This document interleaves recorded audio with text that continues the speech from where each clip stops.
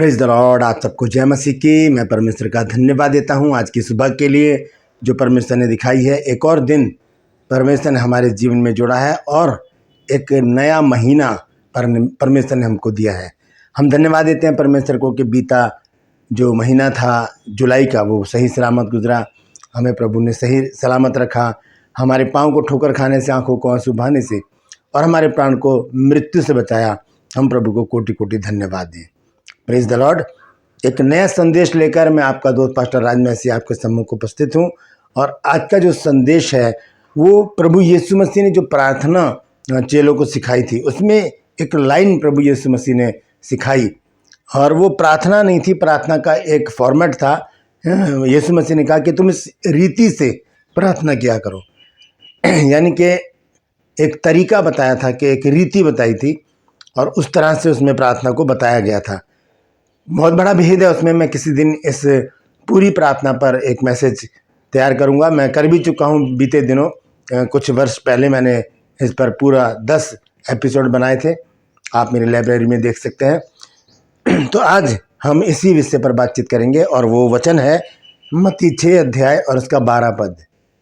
उस पर हम देखेंगे, तो बने रहिएगा मेरे साथ। आज एक सवाल है, मेरा जो दूसरा चैनल है ट्रू पल्स में, उसका जो सवाल है वह है कि जब परमेश्वर ने मूसा को सेवकाई के लिए बुलाया तो उस समय मूसा की उम्र क्या थी? वो कितने साल का था, कितने वर्ष का था मूसा जब परमेश्वर ने मूसा को बुलाया था? तो डिस्क्रिप्शन में इसका लिंक है, क्लिक कीजिए। यदि अभी तक आपने मेरे उस चैनल को सब्सक्राइब नहीं किया तो सब्सक्राइब कर लीजिए और देखिए इसका अर्थ क्या है। क्या उम्र थी, क्या आयु थी मूसा और हारून की जब परमेश्वर ने उन्हें सेवकाई के लिए बुलाया। Praise the Lord. तो बने रहिएगा मेरे साथ। एक छोटी सी प्रार्थना करके आज के वचन को मैं शुरू करूंगा। प्रभु जी, मैं धन्यवाद देता हूँ आज की सुबह के लिए जो तूने दिखाई है। आज के वचन के लिए विनती करता हूँ प्रभु जी, आज के वचन को शेयर करने मेरी मदद सहायता कर। मेरे होठों को, मेरे दिलो दिमाग को छूकर ब्लेस कर। मेरी आत्मा और मेरा शरीर तेरे ही कब्जे में रहे, ताकि बोलने वाला मनुष्य नहीं मेरी तेरा आत्मा हो। जो भी गुड़ भेद की बातें इस वचन में छिपी हैं वो हम पे प्रकट करना प्रभु जी, और अपनी इच्छा के अनुसार हमें इस्तेमाल करना। जितने भी लोग इस वचन को देख रहे हैं, सुन रहे हैं, उन सब पर मैं तेरी आशीष बोलता हूँ। हर एक को आशीषित कर, हर एक की रोग, बीमारी, चिंता, परेशानी को अपने सामर्थ्य नाम के द्वारा दूर कर प्रभु जी। जितने भी लोगों ने कल प्रेयर रिक्वेस्ट भेजे हैं उन सबको भी मैं तेरे सम्मुख लेकर आता हूँ। विनती करता हूँ हर एक के साथ हो, हर एक की रोग, बीमारी, चिंता, परेशानियों को, दुख, तकलीफों को, क्लेशों को, कर्जों को प्रभु जी, बेरोजगारी को प्रभु जी, बांझपन को प्रभु जी, और प्रभु जी घरों से तफर के, लड़ाई झगड़े, मन मुटाव प्रभु जी, नशा, ये सब चीज़ें दूर कर दे मेरे प्रभु, ताकि प्रभु तेरे बच्चे गवाही दे सकें कि प्रभु यीशु मसीह ने हमारे जीवन में बड़े काम किए हैं। धन्यवाद देता हूँ प्रभु, तूने मेरी प्रार्थना को सुन लिया। यीशु के नाम से मांगते हैं, आमीन।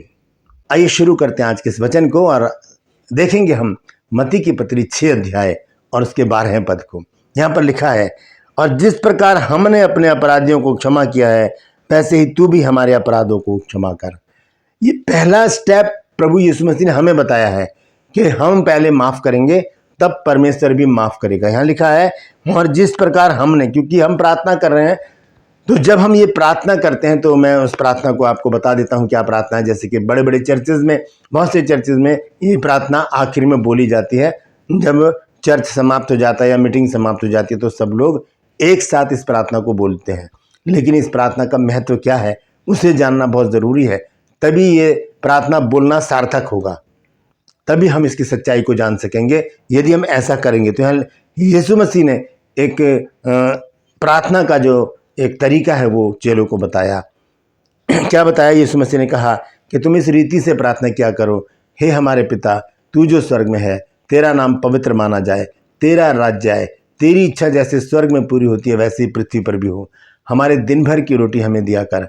जिस प्रकार से हम अपने अपराधियों को क्षमा करते हैं वैसे ही तू भी हमारे अपराधों को क्षमा कर। ये है वो तरीका प्रार्थना करने का। तो यहाँ पर यीशु मसीह मुझसे, आपसे बुलवा रहे हैं कि ऐसा बोलो। तो अगर हम बोल रहे हैं कि जिस प्रकार हमने अपने अपराधियों को क्षमा किया है, तो क्या हमने माफ किया है? हमने माफ किया है किसी को? ये बहुत बड़ी एक आज्ञा है प्रभु यीशु मसीह की, माफ़ करना। अगर हमने किसी को माफ़ नहीं किया है तो याद रखिए कि परमेश्वर हमें भी माफ़ नहीं करेगा, परमेश्वर हमें भी क्षमा नहीं करेगा। हम तुरंत बदला लेने के लिए तैयार हो जाते हैं, हम तुरंत न्याय करने के लिए खड़े हो जाते हैं, जबकि न्याय करने का काम तो परमेश्वर का है, परमेश्वर करता है न्याय। हालेलुया। हम देखेंगे मत्ती 5 अध्याय में जब यीशु मसीह ने एक बात समझाई है चेलों को और वो पहाड़ पर है, तो यहाँ पर मैं 23 आयत से पढ़ूंगा। यहाँ लिखा है, इसलिए यदि तू अपनी भेंट वेदी पर लाए और वहां तुझे स्मरण करे, वहां याद आ जाए एक बात कि मेरे भाई के मन में मेरी ओर से कुछ विरोध है, तो अपनी भेंट वहीं वेदी के सामने छोड़ दे। भेंट लेकर आए हैं वेदी पर, कुछ हम चढ़ावा चढ़ा रहे हैं, चर्च में दे रहे हैं, या कुछ भी दान पुण्य हम कुछ भी कर रहे हैं, कोई अच्छा काम कर रहे हैं, या अपने हृदय की भेंट चढ़ाना चाहते हैं, तो सबसे पहला काम हमें यह करना है कि हमें मेल मिलाप कर लेना है, हमें माफ कर देना है। ये बात यहाँ पर नहीं है, यहाँ पर दूसरी बात लिखी है।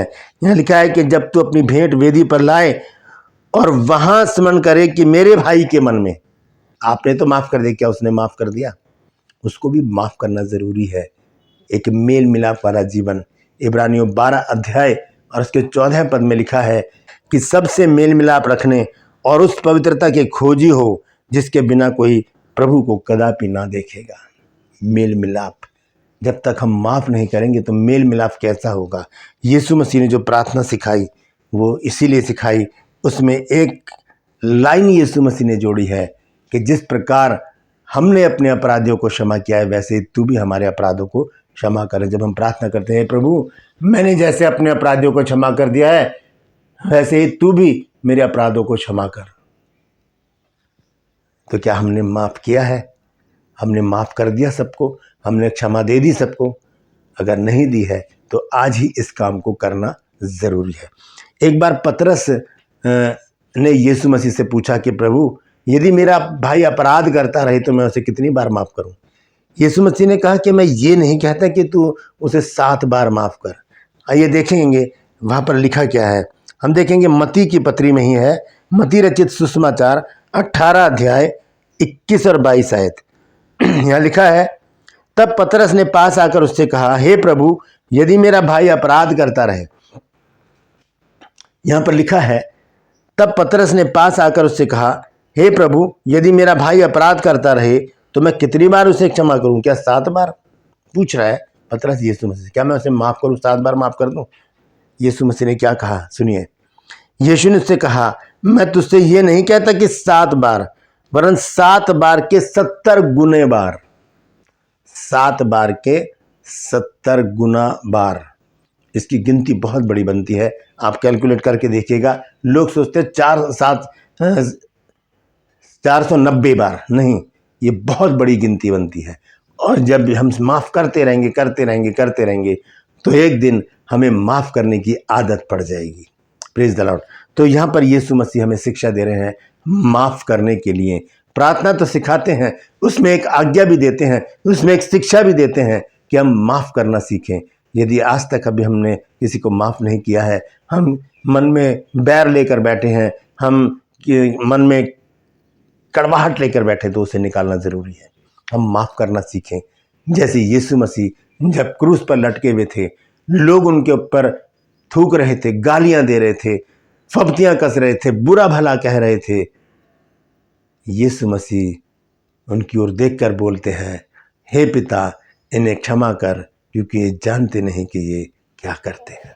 यीशु मसीह चाहते तो क्या नहीं हो सकता था, लेकिन यीशु मसीह ने उन्हें माफ किया।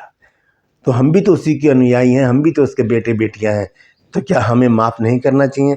देखिए, अगर हम माफ नहीं करेंगे तो हमारी प्रार्थनाएं भी नहीं सुनी जाएंगी। आइए देखेंगे मरकुस 11 अध्याय के 25 पद में क्या लिखा है। यहाँ लिखा है, जब कभी तुम खड़े हुए प्रार्थना करते हो तो यदि तुम्हारे मन में किसी की ओर से कुछ विरोध है तो क्षमा करो, इसलिए कि तुम्हारा स्वर्गीय पिता भी तुम्हारे अपराध क्षमा करे। पहले हम क्षमा करेंगे तब प्रभु हमें क्षमा करेगा। पहले हम देंगे तब प्रभु हमको देगा। पहले हम प्रेम करेंगे तब प्रभु हमको प्रेम करेगा। पहले हम आगे बढ़ेंगे तब प्रभु हमारे पास आएगा।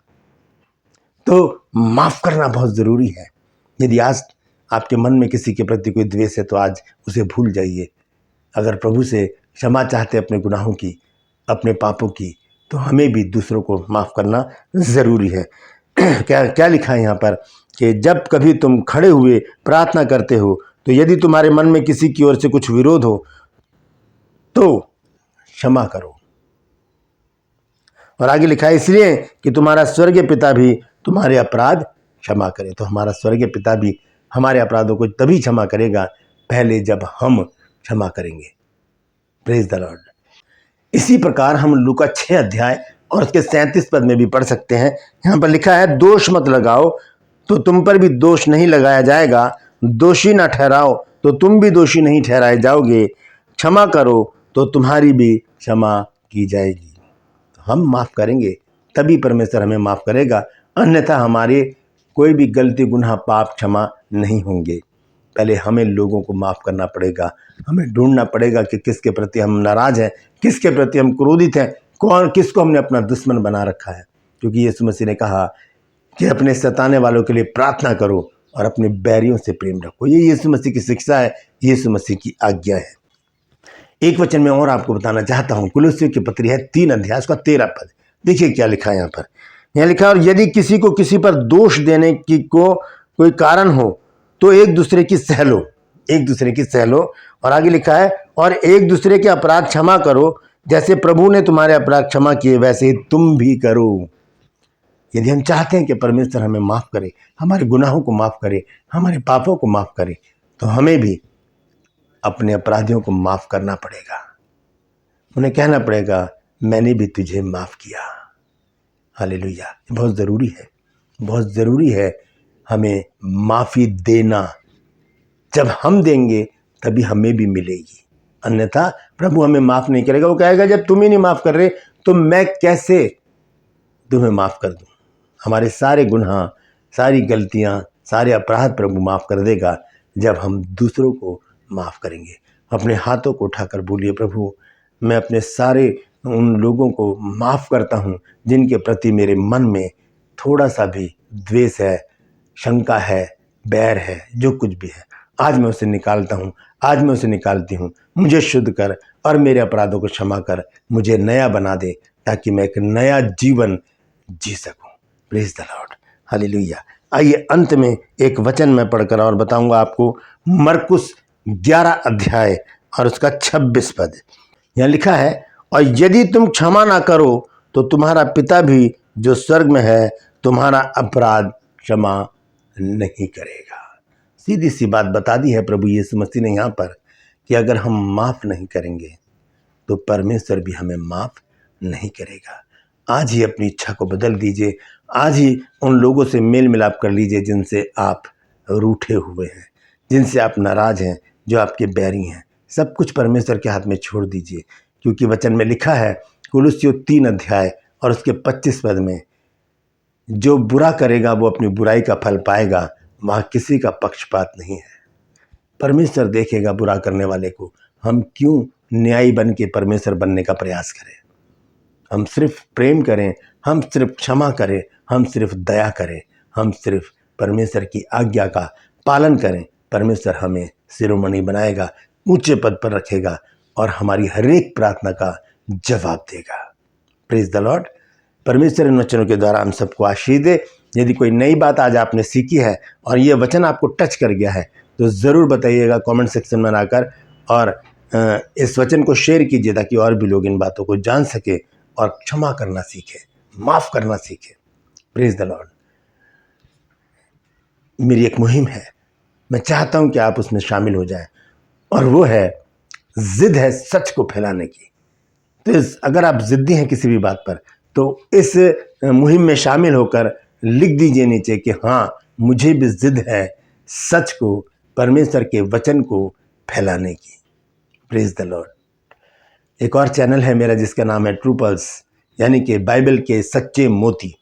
उसमें आज एक सवाल है कि मूसा को जब परमेश्वर ने बुलाया था तब उसकी आयु क्या थी। उसे क्लिक कीजिए, डिस्क्रिप्शन में उसका लिंक है। सबसे पहले सब्सक्राइब कर लीजिए, उसके बाद देखिए 16 सेकंड का एक वीडियो और इस सवाल का जवाब कि मूसा को किस उम्र में परमेश्वर ने बुलाया था। Praise the Lord. आज के लिए बस इतना ही, फिर मिलूंगा एक नए संदेश के साथ, एक नया वीडियो लेकर।